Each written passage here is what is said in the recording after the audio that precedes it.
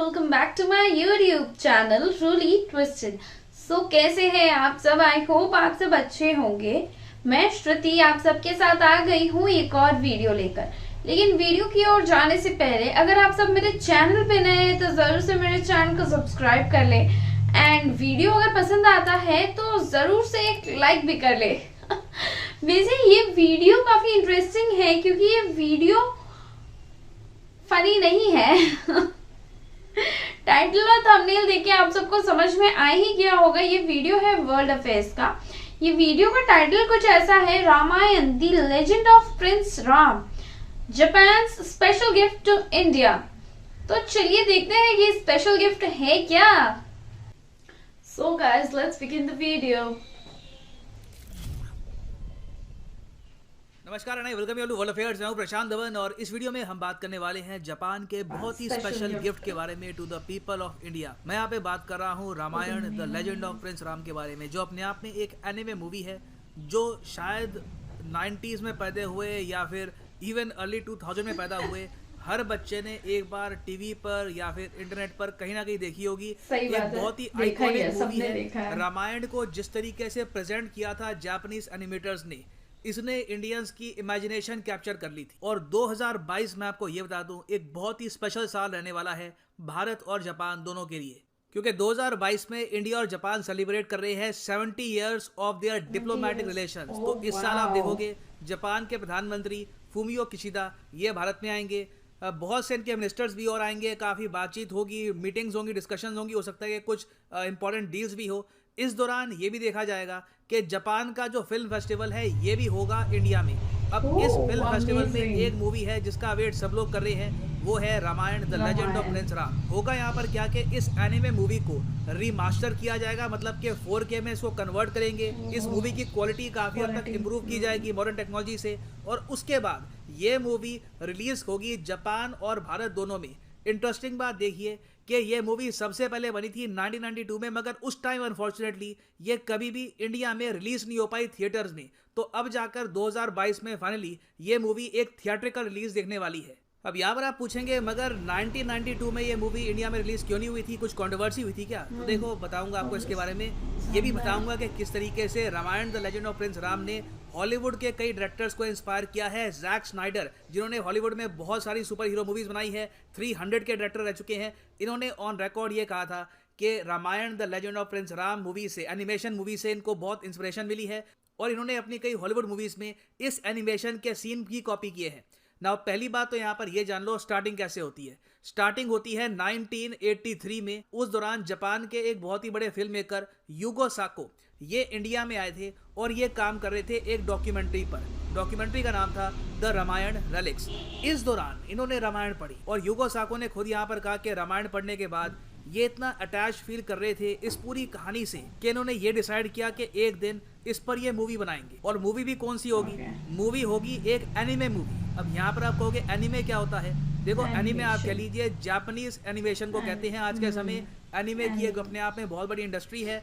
1990s में आप कह सकते हैं एनिमे फिर भी काफी हद तक लिमिटेड था, इसका स्कोप काफी लिमिटेड था। तो उस टाइम के हिसाब से इनका जो ये कॉन्सेप्ट था कि रामायण को मैं एनिमे फॉर्म में बनाऊंगा, ये एक रेवोल्यूशनरी आइडिया था। और यहाँ पर आप पूछेंगे मगर इन्होंने प्रॉपर ह्यूमन एक्टर्स के साथ एक प्रॉपर मूवी क्यों नहीं बनाई, एनिमे ही क्यों बनाया? इसके पीछे यूगो साको का तर्क ये था, इन्होंने कहा कि मेरी नज़रों में लॉर्ड राम भगवान है और मैं मानता हूं कि भगवान को अगर सबसे बेस्ट तरीके से आपको डिपिक्ट करना है तो एनिमेशन के जरिए ही हो सकता है। एक्टर में कहीं ना कहीं कुछ कमियां रह जाएगी, ह्यूमन एलिमेंट वहां पे आ जाएगा। एक एनिमेशन से जेन्युइनली आप उस डिवाइन बीइंग के जरा करीब जा सकते हैं, ये कहना था यूगो साको का। तो इन्होंने फिर जो ये आइडिया है रामायण एनिमेशन फिल्म का, ये पिच किया इंडियन और जापानीज गवर्नमेंट को। इनडायरेक्टली डिसाइड किया गया कि दोनों सरकारें फंड करेगी Ramayana the legend of prince Rama को, और धीरे धीरे फिर यूगो साको ने इस मूवी की जो कास्टिंग है ये भी स्टार्ट करी। ना यूगो साको ने यहाँ पर डिसाइड तो कर लिया कि ये बनाएंगे रामायण, मगर ऑब्वियसली यहाँ पर इंडियन और जापानीज कोलैबोरेशन चाहिए थी। ऐसा हो नहीं सकता था कि सारी फिल्म जापानीज लोग ही बनाएं, क्योंकि कल्चरल जो इम्पोर्टेंस है इस पूरी स्टोरी की, रामायण का हिंदू रिलीजन में क्या महत्व है, किस तरीके से प्रेजेंट करना है लॉर्ड राम को, इसके बारे में तो देखिए नॉलेज इंडियंस ही इनको देने वाले थे।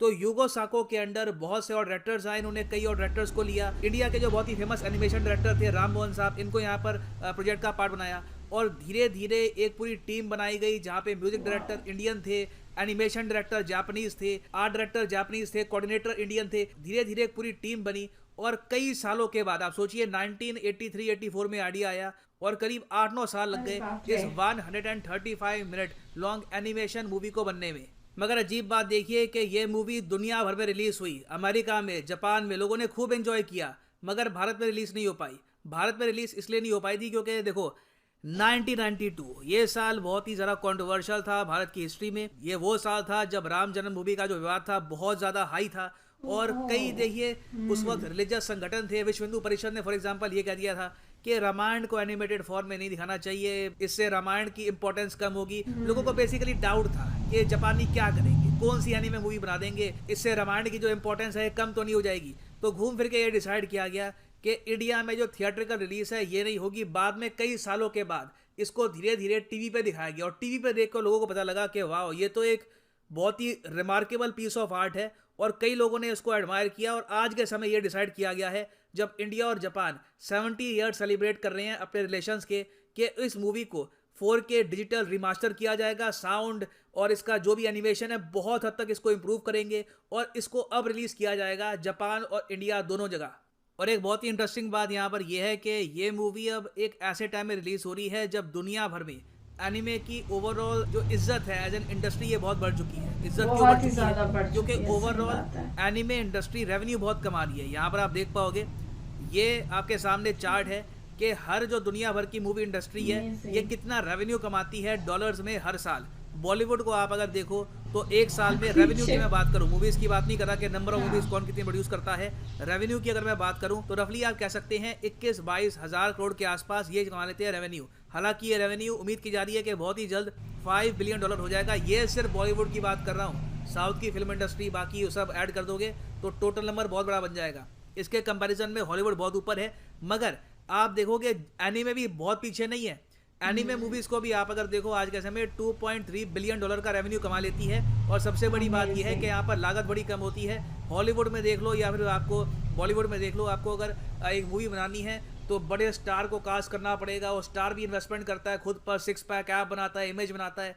एनीमे में आप देख लो एक कमरे में 4 बंदे बैठते हैं, ड्राइंग्स बनाते हैं और एक बहुत ही रिमार्केबल मूवी बन जाती है और वो बिलियंस कमाती है ऑल ओवर द वर्ल्ड। और अगर आप जानना चाहते हैं Ramayana the legend of prince Ram के इम्पैक्ट के बारे में ऑन हॉलीवुड, तो बहुत ही फेमस डायरेक्टर है हॉलीवुड के जैक स्नाइडर। आपको पता होगा इनके बारे में, बैटमैन वर्सेस सुपरमैन इन्होंने बनाई थी, 300 जो मूवी थी 300 वो इन्होंने बनाई थी, स्पार्टा वाली मूवी। इन्होंने ओपनली ये कहा था कि जब मैंने 1992 की जो मूवी देखी थी the legend of prince Ram, I fail in love with this movie. और मैंने काफी जगह जो सीन्स है इस मूवी के ये बोरो भी किए हैं। यहाँ पर आप देख पाओगे जो मूवी है 300, यहाँ पे जो ये सीन है ना ये स्पार्टन्स का, ये एक्चुअली काफी हद तक इंस्पायर्ड है from the scene from Ramayana. और ये एक और सीन यहाँ पे आप देख पाओगे फ्लाइंग चैरियट का जो सीन है हैरी पॉटर मूवी में, ये भी कहा गया है कि Ramayan the legend of prince Rama से ही इंस्पायर्ड है। और यहाँ पर आप देख पाओगे इस पे आर्टिकल है the 1992 Ramayana inspired more Hollywood movies than you can believe. और ये सारे सीन्स के बारे में आपको मिल जाएगा और ये यहाँ पर आप देख पाओगे। और अभी ये भी बात चल रही है कि इन द फ्यूचर हो सकता है कि जैक स्नाइडर एक महाभारत पर भी मूवी बनाए। तो मैं देखिए यहाँ पर आपको सिंपली ये बता रहा हूँ कि किस तरीके से यूगो साको की जो एक विजन थी जो शुरू हुई 1983 में, उसने कैसे एक ऐसी मूवी बनाई जिसने इंडिया में कई जनरेशन्स को इंस्पायर किया है, रामायण को एक अलग तरीके से प्रेजेंट किया दुनिया के सामने और इवन हॉलीवुड में भी कई डायरेक्टर्स को इंस्पायर किया है। तो इस मूवी को हम फाइनली प्रॉपरली सेलिब्रेट करेंगे with a theatrical release in India.